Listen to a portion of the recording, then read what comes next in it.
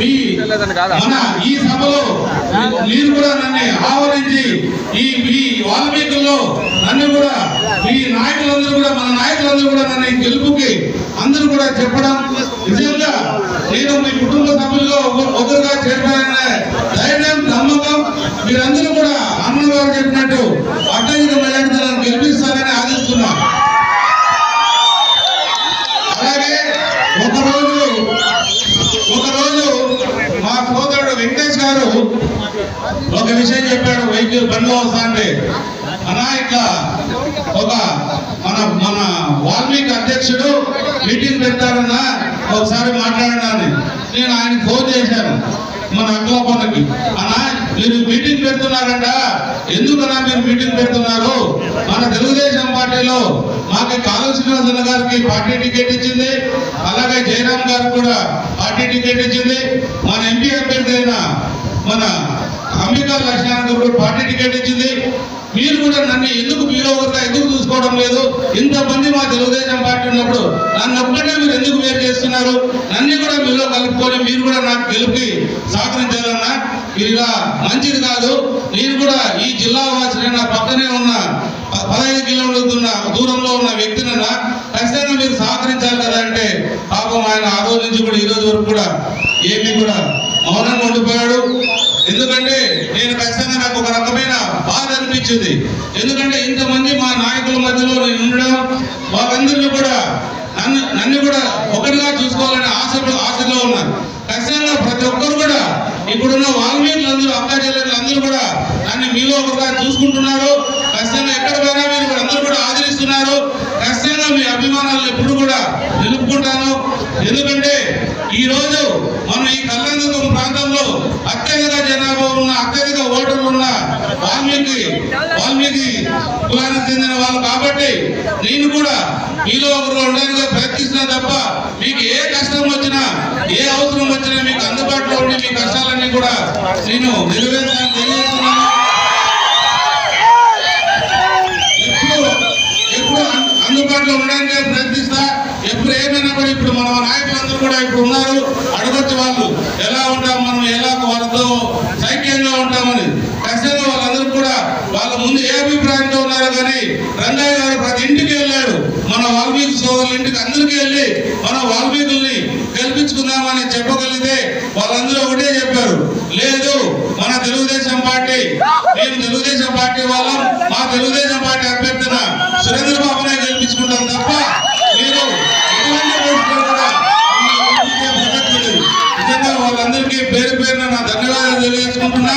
ఎందుకంటే వాళ్ళు ఇంత నమ్మకం తెలుగుదేశం పార్టీ పైన, చంద్రబాబు నాయుడు గారి పార్టీ పైన ఉంచినందుకు నిజంగా వాళ్ళకంతా కృతజ్ఞతని, అలాగే నా మీద కూడా ఈ నమ్మకాన్ని మీరు కొనసాగిస్తున్నందుకు ఖచ్చితంగా మీ రుణం ఏదైతే మన కాలువ శ్రీనివాసన్న గారు చెప్పారో మొదటి ప్రెస్ మీట్ లో మీకే అభినందనలు తెలపాలి, మీకే ఏ విధంగా ఖచ్చితంగా అది కూడా తెలియజేస్తుంది.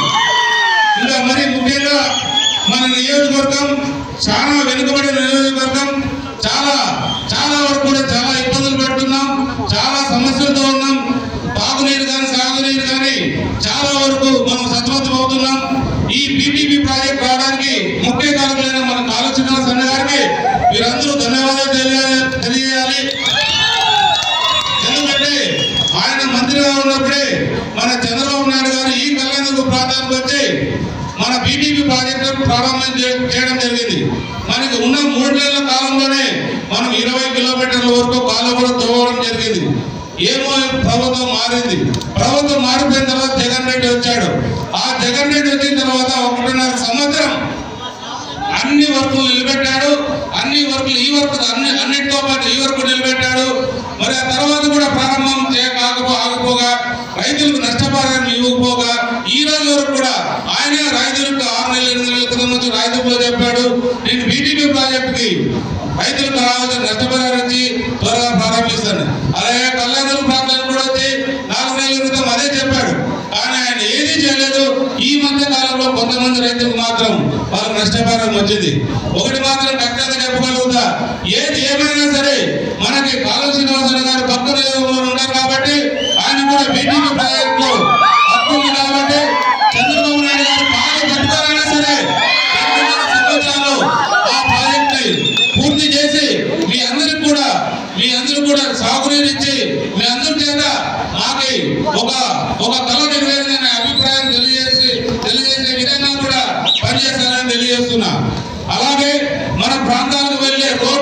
ముఖ్యంగా మండలం నుంచి గ్రామాలకు వెళ్ళే రోడ్డు ఏ రోడ్డు కూడా బాగలేదు. మన వాళ్ళు ఆడవాళ్ళు, ముఖ్యంగా బాలింతలు, గర్భిణీ స్త్రీలు, అలాగే ముస్లిం వాళ్ళు, యువత ముఖ్యంగా బైకుల్లో స్పీడ్ గా వెళ్తున్నారు. వాళ్ళు వెళ్ళే రోడ్లు చాలా వరకు వాళ్ళ సమస్యలతో కొట్టుమిట్టాడుతున్నారు. ఆ రోడ్లన్నీ కూడా ఏది ఏమైనా కూడా రాబోయే 4 సంవత్సరాల్లో కూడా మనకి బ్రహ్మాండంగా తయారు చేయడానికి నేను చంద్రబాబు నాయుడు సార్తో మాట్లాడి కూడా కృషి చేస్తానని మీ అందరికీ తెలియజేస్తున్నా. ముఖ్యంగా మన వాల్మీకులకి ఏ వృత్తి లేని కులం అనేది నాకు ఈ మధ్య తెలిసింది. నిజంగా అది వాస్తవం. ఎందుకంటే వాల్మీకులు ఏమిటికైనా చేయగల శక్తి సామర్థ్యాలు ఉన్న వాల్మీకులే. వాళ్ళు ఏదైనా కూడా ఈ పని చేయాలంటే ఆ పని చేయగల సామర్థ్యం గల మనుషుల వాళ్ళు.